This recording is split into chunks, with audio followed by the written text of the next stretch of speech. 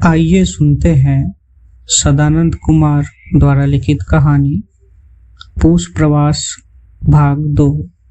यूं तो हम भारतीय लोगों के लिए रेल का सफर महज दो स्थानों के बीच की दूरी तय करने भर की बात नहीं होती। हमारे लिए रेल की यात्रा हर बार एक संस्मरण की जननी होती है। लेकिन जब मन किसी गंभीर चिंतन मनन में लीन हो तब हर सुखद परिस्थिति आनंद दे ये जरूरी नहीं। हमारे गुची भाई भी किसी तरह रेल में सवार हो तो गए, लेकिन उनका मन अब भी नौकरी और जीवन में ज्ञान के असली निहितार्थ के बीच में झूल रहा था। किसी तरह मन को तात्कालिक विश्राम देकर गुची जी ठसाठस भरे कोच में धीरे धीरे कछुए के माफिक अपना 2 सूटकेस लिए अपनी सीट की तरफ बढ़े। अपने सीट पर जाकर गुची जी ने जैसे ही अपना सूटकेस अपने बर्थ पर टिकाया कि पास खड़ी कोमल काया आधुनिक मेकअप से सुसज्जित और मनहर एटीट्यूड वाली युवती धीरे से गुची जी के सीट पर कोने में सरक कर बैठ गई। वैसे तो अगर इस कोमल काया लड़की के जगह कोई हालात का मारा पुरुष गुची के सीट पर बैठता तो गुची जी इसे अपने अधिकारों का हनन और सीट पर नाजायज अतिक्रमण समझते। पर बात यहाँ कोमल काया मृगनयनी की थी, तो मजाल है कि गुची जी के मुख से आपत्ति का आ भी निकल जाए। गुची तो मन ही मन सोच रहे थे कि ससुरा जीवन इतना भी नीरस नहीं जितना वो अभी समझ रहा था। बैठने को तो यह लड़की बगल की सीट पर भी बैठ सकती थी, पर मेरे ही सानिध्य में बैठना शायद किसी सुखद परिणति की सूचक है।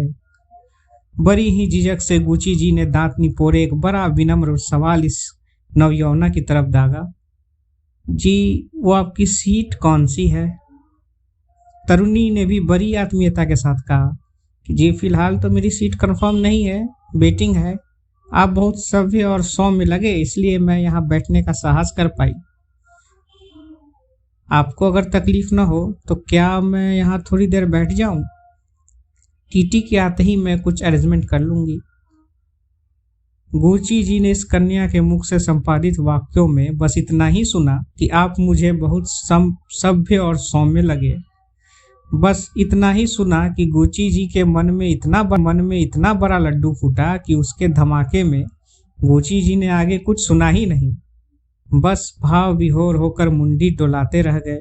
यूं तो स्त्री पुरुष में आकर्षण के कई आयाम हो सकते हैं, परंतु मानव गुण धर्म पर पीएचडी ठोंक चुके स्कॉलर्स का ऐसा मानना है कि हास्य विनोद में पारंगत पुरुष स्त्रियों को और रूपवती स्त्रियां पुरुषों को स्वाभाविक रूप से आकर्षित करते हैं। हमारे गुची जी भी ऐसे ही रूपवती सहयात्री के सहयोग की कामना करते हुए सफर को एंजॉय करते चले जा रहे थे, परंतु वार्तालाप शुरू करने में गुची जी सहजता महसूस नहीं कर पा रहे थे। शायद गुची जी की इसी असहजता को महसूस करते हुए नवयौवना ने स्वयं ही संवाद शुरू किया और बड़े ही सौम्य लहजे में पूछा, आपने बताया नहीं कि आपको कोई तकलीफ तो नहीं अगर मैं यहाँ थोड़ी देर बैठ जाऊं? गुची जी लगभग गिड़गिड़ाते हुए बोले, नहीं नहीं, मुझे कोई तकलीफ नहीं, आप आराम से बैठें। इतना कहते हुए गुची जी ने एक प्रश्न भी साथ साथ चिपका दिया, क्या आप अकेले सफर कर रही हो? अब लड़की ने अपनी मंद मुस्कान के साथ संवाद में मिश्री घोलते हुए कहा, yes I am totally alone but it's fine. Gucci ने मानो ऐसी ब्यूटीफुल इंग्लिश जीवन में पहली बार देखा, और मेरा मतलब सुना था, पर मदहोशी को कंट्रोल करते हुए बोले, यस नो इश्यूज, पर आप अकेली क्यों, वो भी वेटिंग टिकट के साथ? क्या परेशानी नहीं होगी? अब तक लड़की गुची जी के वजन को तौल चुकी थी, इसलिए तपाक से बोली, जी आप जैसे सभ्य लोगों के होते हुए उतनी परेशानी नहीं। वैसे भी मैं यहाँ कलकत्ते से इंजीनियरिंग कर रही हूँ, पिछले 2 महीने में एक बार घर आती ही रहती हूँ, हर बार कंफर्म टिकट तो नहीं मिलता, मुझे आदत है। वैसे भी मात्र 6-7 घंटे का ही सफर है। शायद लड़की ने एक बार में इतना सब इसलिए कह बताया ताकि गुची जी के तरफ से अब कोई अवांछित प्रश्न ना उठे।